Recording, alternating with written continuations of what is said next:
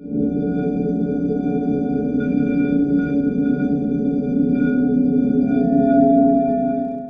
I've had two residencies down at the Wild Lab in Australia, where there's a project created originally by Dr. Alan Lamb, a medical doctor, who discovered this aspect of the wind through wires and the weather systems through wires and the musicality of that system. And in the 1970s, he experimented with ways of drawing out that sound, which has been continued now by Dave Burstyn and Sarah Last of the Wild Lab project, where I did a couple of artist residencies there. And they've recreated their own wire systems, and they encourage people to go and then actually create their own. So I was there recording with my contact microphones and hydrophones the sounds of the weather systems in that part of southeastern Australia, New South Wales, that area in between Sydney and Melbourne. Create the weather system creating this soundscape in the environment.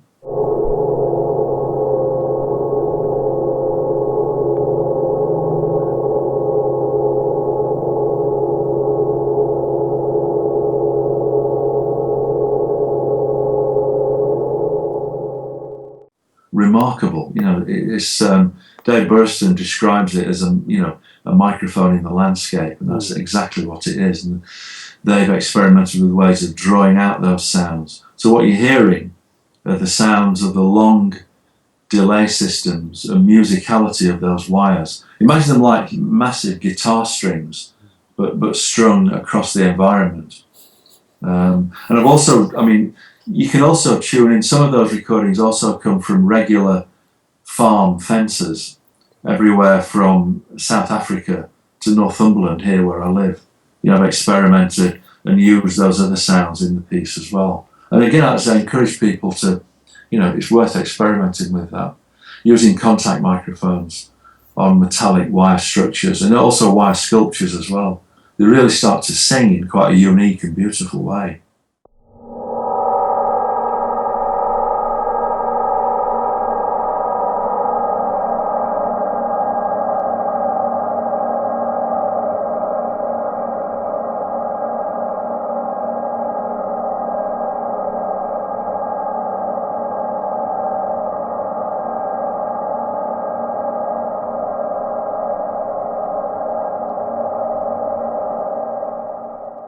Power cables are much thicker, they resonate, they have a much deeper fundamental note. So it's like a bass guitar effectively in that sense. Harmonically very rich, I think that's why they're useful for this project. It's not a singular sound with a few frequencies. I think the whole point about this project from my point of view is all the sounds that we've chosen are harmonically rich. So there's lots of content to work with. I think with any of the wire recordings, they change from hour to hour as our weather systems change. And obviously some of the most dramatic are things like rain, when you get heavy rain, particularly out at the Wild Lab, you get these torrential rainfall.